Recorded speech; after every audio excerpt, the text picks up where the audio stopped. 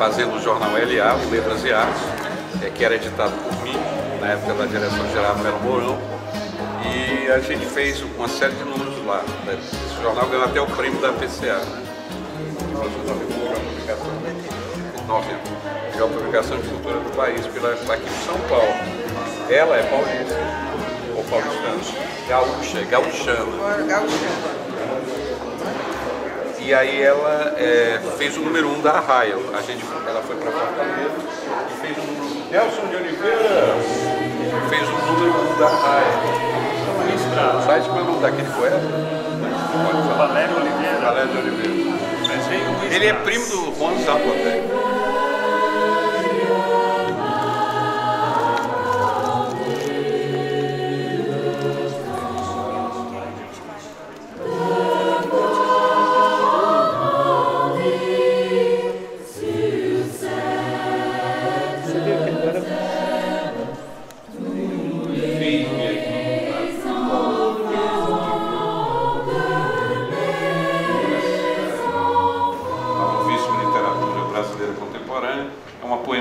Uma contologia. Na verdade, os gêneros literários não existem mais, é uma coisa careta. Eu fiz um conto, eu escrevi um romance, eu fiz um poema.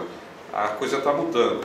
Então, é com muito prazer que eu estou aqui e o Carlos Emílio, vocês vão ver durante a entrevista, tem um trabalho fantástico, tanto como autor, como editor também, agitador cultural, tudo mais, e é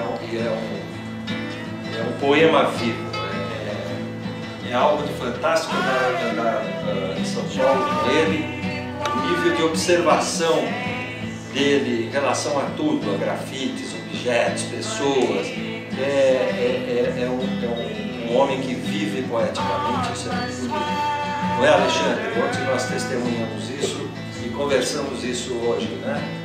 Fantástico ver o Carlos Emílio andando pela cidade. Então é um prazer estar aqui. E eu vou dizer um poema.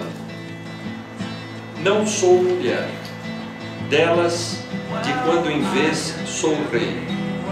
Com a mesma desfacilidade perco a majestade.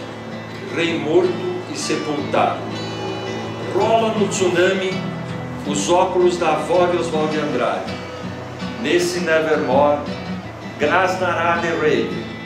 April is the cruelest month. Pobrezinho, dirá Vinícius de Meusais. Absinto-te só, cantará Naporã. Canastrão, apontará Babento.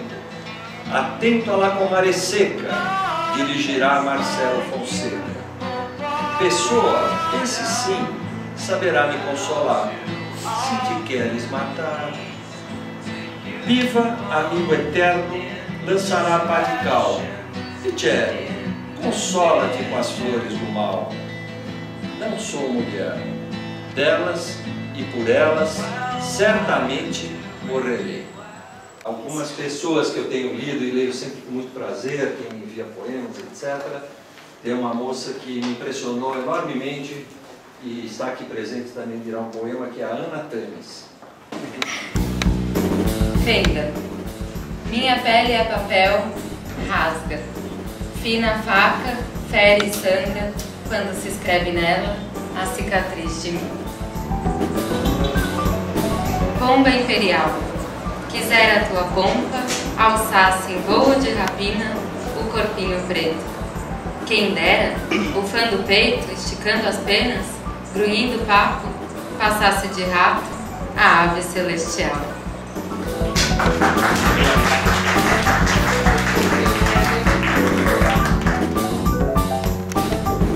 Então, aí como que foi a primeira reunião? Eu vou fazer uma revista... Não, eu vinha do Rio, com a bola toda, tinha trabalhado com a Neuza, né? E queria continuar, estava no impulso da onda, né? E queria fazer aquela coisa que foi o CEP 20.000 no Rio, que eu ajudei a construir, essa publicação LA, e vinha com o know-how, né? O saber fazer. Aí convidei a Neuza, né? Me encontrei com ela e a gente resolveu fazer. Mas quando começou lá no ano 2000, saíram 3 números, já nesse formato. Imagina, 12 anos atrás, né? esse formato, uma revista literária, Era assim, numa cidade que é a cidade mais católica, o país mais branca, né? Lá eu sou moreno, cabelo chininho, e mais preconceituosa que existe, embora tenha os maiores loucos também, né? Exatamente por isso, pelo contraste. O Marcelo teve lá, né? Sabe como é, né? E aí a gente já fazia essas coisas, né? já era assim, quebrando a coluna. Transformar uma revista literária, abolir as colunas, né? Abolir todas as colunas. Não tem coluna. Você pode olhar que tudo é baseado em coluna. Nessa revista você não acha uma coluna. O que é a imprensa colunista, né? Até os sites, né? Continuam usando colunas, né? Essa não usa, você não tem. Se vocês folhearem algum folheiro, mesmo assim elas ficam algumas. Essas aqui tem, mas elas estão partidas, né? Então aqui tridimensional sem óculos 3D, viu, Pico? Precisa dos óculos. Artigo de Santiago. Essa tridimensional, isso já era. Não houve muita evolução. Houve mais assim a curva, vamos dizer, de acabamento, né? Mas já estava. O que a Neuza fez causou um impacto violento. O que mais me espantou, de fato, foi a diagramação. Eu sou formado em artes plásticas e na época eu trabalhava como designer gráfico. Estava sempre pesquisando, principalmente o design de revistas, colecionando revistas europeias, norte-americanas. E, curiosamente, as revistas mais transgressoras que eu encontrei na Europa e nos Estados Unidos não eram as de literatura, não eram as de poesia, eram as de arquitetura e de cinema. Encontrei designers e designers assim, muito arrojados na época, na virada do século, época em que a web ainda estava começando a ser frequentada aqui no Brasil. E eu creio que eu já te conhecia pelo Jornal Carioca, né? O LA, né? Exatamente. Letras e Artes. Te viu? 1989. E eu não sabia que você estava morando, em Fortaleza. Então a gente reatou o diálogo por conta da Raia. E eu acho que eu cometi um desatino quando eu mandei um e-mail justamente elogiando o projeto gráfico, porque o que aconteceu? O Carlos Emílio perseverou nessa cruzada que é quase irracional, né, de publicar uma revista nesse formato, com essa riqueza visual, mas que é praticamente ininteligível. Ilegível ela é, com certeza, ilegível. Então o projeto, a proposta dela é outra, ou seja, ela foge completamente do lugar comum, que é a revista como veículo da palavra. Né? Eu acho que a Raia Pagé Urbe, não é mais Pagé Urbe, né? Agora é Pagé Urbe. Que ganhou o Prêmio Nacional do MINC. Daí ela foi feita. Ela é uma revista que veicula o seu próprio corpo, as suas vísceras, a sua tempestade neurológica, tudo, menos o texto, como a gente está acostumado a ver em livros e jornais convencionais. Que é, quando eu digo que é um desatino, porque é uma cruzada, né? Provavelmente você está brigando com Deus e o mundo para manter essa revista viva. É um projeto caríssimo, e que é defendido praticamente por uma pessoa só. É um projeto que tem os dois pés mais nas artes plásticas e nas artes gráficas do que na poesia, no conto, no ensaio. Né? O ensaio, qualquer informação verbal da Raia, ela é, a meu ver, na minha opinião, secundária. Não significa que seja uma informação menor ou de pouco valor, mas ela obrigatoriamente, ela é obrigada a se curvar para as questões plásticas, né, para os elementos plásticos da revista. Eu não conheço outra publicação que tem essa linha editorial. Assim, não, se trata de contrapor o que foi dito, está muito bem dito, tranquilo. Porém, como autor de um ensaio, né, que está na revista, eu quero dizer que a revista, o ensaio na revista é outra coisa. E eu entendo que esta outra coisa que ele é na revista, que é um texto ali, alterado pelo trabalho, pelo preparo que ele recebeu na revista, eu quero dizer que eu gosto mais. Aquelas revistas universitárias de direito. Qualquer outra publicação que é tradicional, como num livro, que o texto está lá, na sua retilíneo, uniforme, né? Além de ser um texto sobre o tempo, de uma perspectiva filosófica diferente, que é a perspectiva de uma filósofa pouco conhecida, fenomenóloga, física, matemática. Eu achei que esse texto, nesse modo que foi trabalhado aí, é algo que se constitui em uma pequena obra, uma obra diferente e melhor do que aquela, digamos assim, original, que é aquela em que qualquer um pode ler, né, até na tela. Enfim, um texto como outro qualquer. Esse texto, que eu tenho para mim, que ele foi transformado de um modo altamente benéfico para a transmissão de algo que, do modo como ele não transmite. Eu sei que então tem uma dificuldade da leitura. Eu próprio acho que eu vou precisar de uma lupa para certos textos. Mas uma lupa tudo bem, já resolve. Uma leitura menor, talvez um óculos melhor, talvez. Eu ontem estava em dúvida se eu preciso ir novamente ao oculista ou talvez comprar uma lupinha e alguns detalhezinhos aqui tem que ver de novo. Realmente. Mas é uma ultralegibilidade, não é uma ilegibilidade. Ilegível é o Finnegan's Wake. Eu gostaria de dizer que eu também participei muito com o Casemiro lá na RAIA e escrevi um artigo sobre a RAIA que está no site Cronópolis.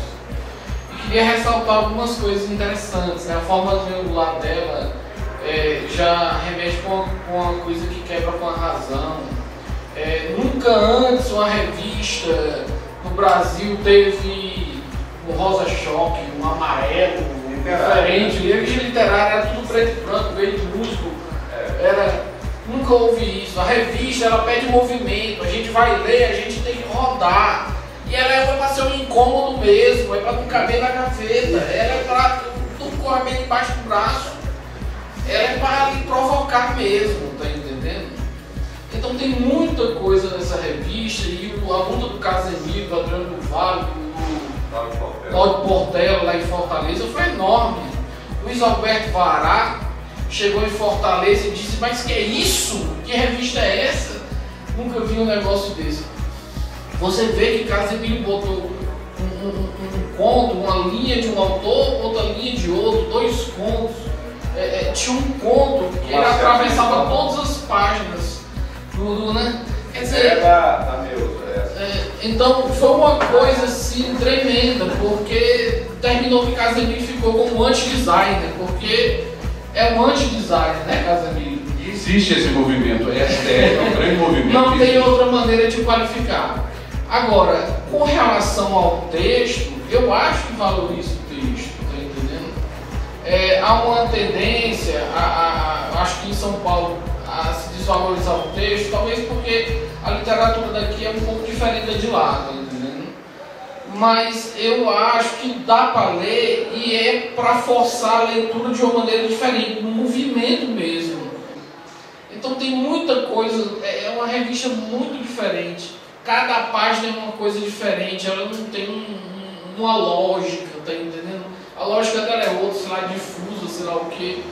A revista objeto para ser revista visto, objeto, sentido, lido, tudo, né? Você tem uma entrevista inédita que eu fiz, estava guardando no baú do Rubem Braga, com uma crônica inédita dele. Você tem uma entrevista, ensaio-entrevista, que era até então inédita, da Hilda News, né? Que é aqui de São Paulo. Você tem um texto sobre a ficção científica do amanhã, do Roberto Souza Causo, que é a pessoa que mais entende disso ao lado do Nelson Oliveira e do Braulio Tavares, não é, Nelson Roberto, né? Aquela mulher que é editora do New York, esteve aqui há 2 meses atrás, né? E foi super prestigiada aqui. Aí veio com aquele marido dela que faz as capas do New Yorker, e ela deu uma entrevista aqui sobre qual era o futuro do livro. Ela disse: o futuro do livro impresso vai ser os objetos impressos, coisas que fogem da estrutura normal.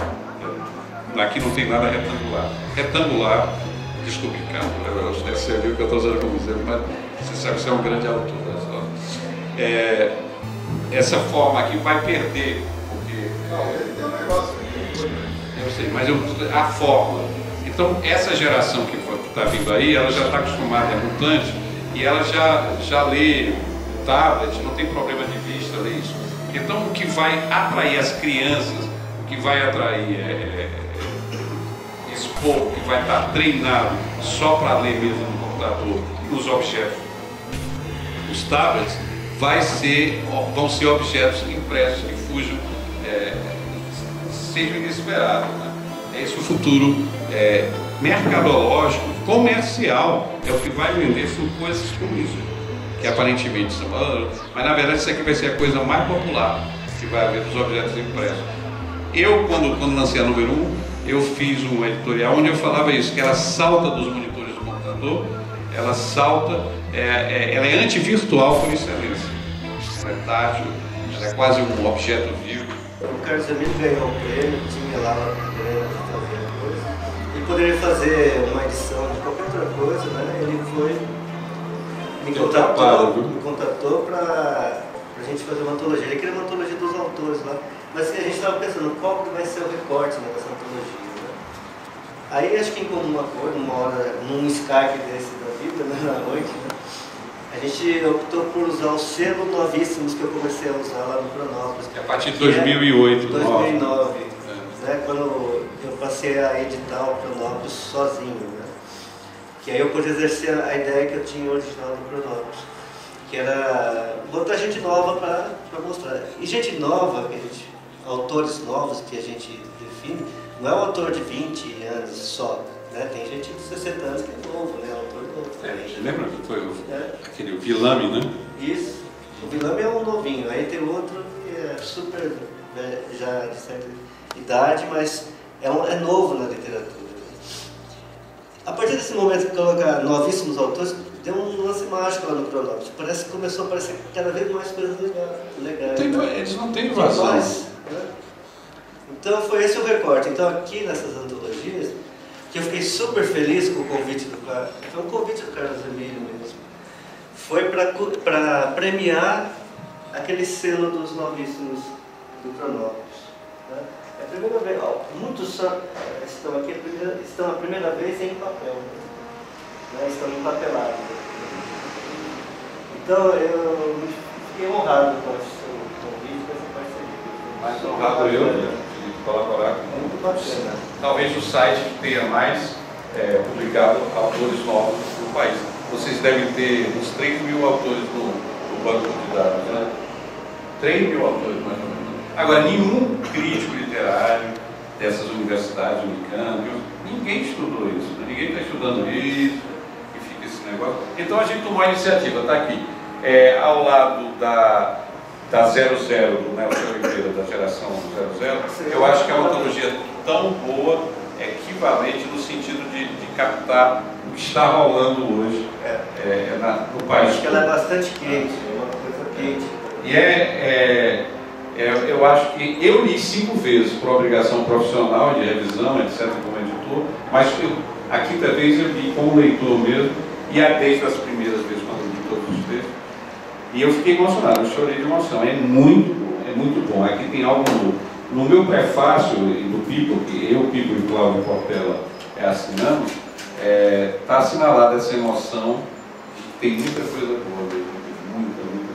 É impressionante. Como não há nenhum recorte estético, não há nenhum totalitarismo, é uma coisa que fez chegando e o People ia selecionando. Já houve a seleção, quem fez a seleção foi o People. Não conhecia quase ninguém que entrou aí, nem pessoalmente, etc. Vocês têm 2 coisas para concluir o assunto, que ressalta, na minha opinião. Primeiro, os autores, 60% moram em pequenas cidades do interior do Brasil. Pequenas cidades de São Paulo, pequenas cidades do estado de Minas Gerais, pequenas cidades de Goiás, ou então capitais pequenas, não muito relevantes para a população e a economia, por exemplo, Palma, etc. Todo o Brasil está representado. Todo o Brasil está. E não foi porque a gente foi escolher, bota aqui do Acre, bota aqui do Ceará, bota aqui foi feito essa... de São Paulo. Não. Foi feito E os marginalizados, os grandes autores marginalizados em São Paulo, onde estão as grandes editoras do país que não estão fazendo pinimba para essa gente. É uma literatura para se comunicar, não é para ser ídolo, para virar autor, não é isso, né? Mas hoje, assim, as pessoas escrevem para se comunicar com outros, porque estão todo mundo em rede, é muito mais legal. Não é para ser o vendedor de livro da Companhia das Letras. Mas por que essa seleção aqui é fodida? Falando você que é o antólogo. Porque eu escolhi esses textos aqui, ao longo de 3 anos. Caiu na minha mão um livro sobre estatística. Eu adoro, eu achei muito legal, que é até best-seller, é famoso, é O Andar do Bêbado, né? Que é de um matemático super famoso e tal, e ele também divulga para leigos que nem nós, assim, que nem eu. E o livro virou best-seller. Eu não sei porquê, então alguns livros que pega te chamam, né? Você na livraria, eu tive que levar aquela coisa. E ele fala da estatística, ele conta a história da estatística e faz a gente ver o mundo através da matemática, né? Matemática da estatística. É como a gente pôr um óculos, é diferente. Você não enxerga sem aqueles conhecimentos que os matemáticos têm. Então ele conta lá numa passagem desse livro que pegaram assim um ganhador do Nobel de Literatura, o Naim Hu, pegaram o texto dele, tiraram o nome dele, tal, colocaram um pseudônimo e mandaram para todas as melhores editoras do mundo. Todos voltaram recusados. Recusaram o texto do Naim Hu. Uma só editora, dentre 30, achou interessante, mas não comercialmente viável. Então não publicou. É tudo brincadeira. Então, isso é só para ilustrar o que ele fala, esse matemático, que é assim, estatisticamente falando, para cada autor publicado, esse é um exemplo que ele deu nesse universo, né? Ele fala de muitas outras coisas. Para cada autor publicado, 20 ou 30 eram melhores do que ele, pela estatística. Um dos autores ali, né? Alexandre. Isso. 20 ou 30, pelo menos, no mínimo, pela matemática, pela estatística, existem no mundo 30 ou mais melhor do que ele ou igual àquele equivalente publicado. Não é interessante isso? Né?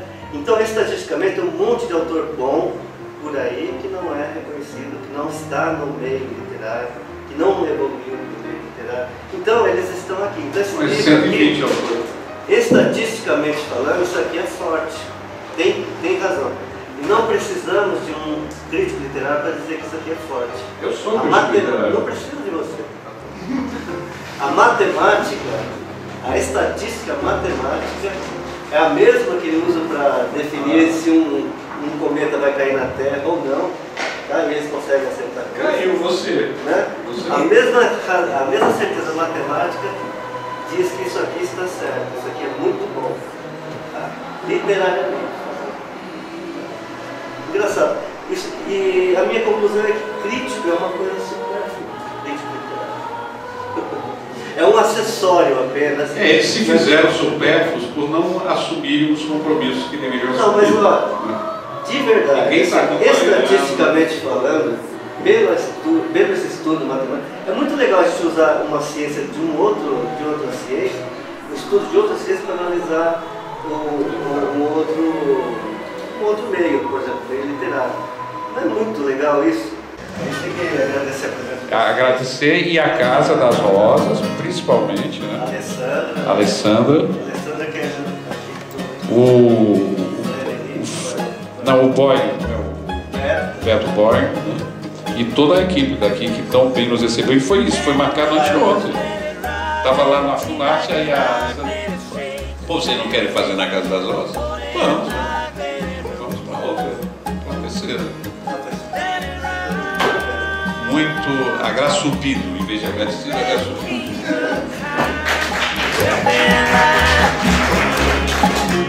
Back at night is time.